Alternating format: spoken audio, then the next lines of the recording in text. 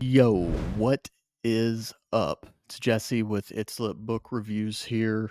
Just gonna do a quick little solo guy for you today. In this one, I'm just talking about The Last Campaign, Sherman, Geronimo, and the War for America by H.W. Brands.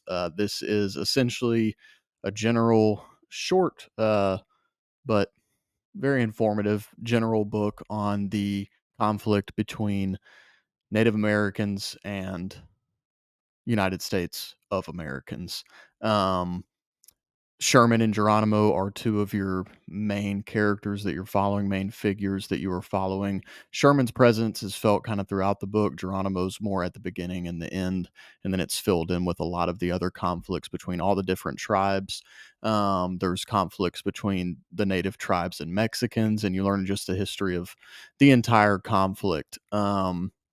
Again, a lot of it being seen through William Sherman's eyes. So I give this book four stars out of five. Again, this is going to be short. I'm not going to talk about anything in too much detail.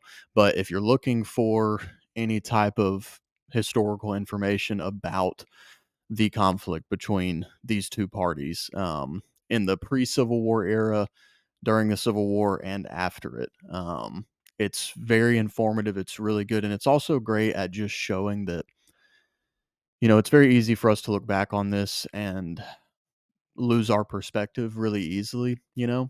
Um, it's very easily to just say, oh, white settlers came in and just killed everybody, took all these things, so on and so forth.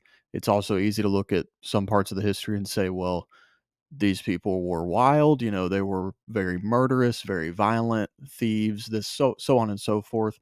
When you look at a lot of it, a lot of these people weren't the ones who made those initial decisions that we look back on as as the first domino that led to the tragedy that is what occurred and what happened to Native Americans. But most of the people involved in it were not those. They were people who came after the fact and inherited a situation. Um, and when unfortunately throughout human history, when people get hurt, whether people are wounded or killed, or if property is damaged, those types of things, there ends up being this back and forth between the parties. It's like a Hatfields and McCoy's thing. Nobody even remembers how or when it started. Well, not true. The natives definitely remember how it started. Um, but it eventually just becomes this vicious cycle where, as a reader, you're thinking, whichever side if I were thrust in this situation, whatever side I was on, I can't see myself necessarily acting different than a lot of the people that I'm reading about, outside of your extreme outliers that were just either hateful or crazy or whatever it may be. These people are put into a terrible situation a lot of the time. And on both sides of the fence, sometimes they're put in situations where they're just defending their lives or their property, whatever it may be. Horrible situation that these people were put into. Obviously, colonialism is what led to this. Um, that's part of the history here. And I think this is an important history to know, especially as, your average American. A lot of what happens in this book and in the history of this conflict had a huge effect on where a lot of these peoples are today. I've seen some of the reservations in this country myself, in South Dakota specifically. So it's important, I think, to know how we got where we are. But it's a great book. I give it a 4 out of 5 just because, it wasn't the best, most entertaining or engaging history book I've ever read. I read a lot of history, so I am pretty uh, I guess, hard on my ratings for history books. But H.W. Brands is a Pulitzer Prize finalist, great author. He has a ton of books. This is actually the first one I've read by him, but I own a couple others.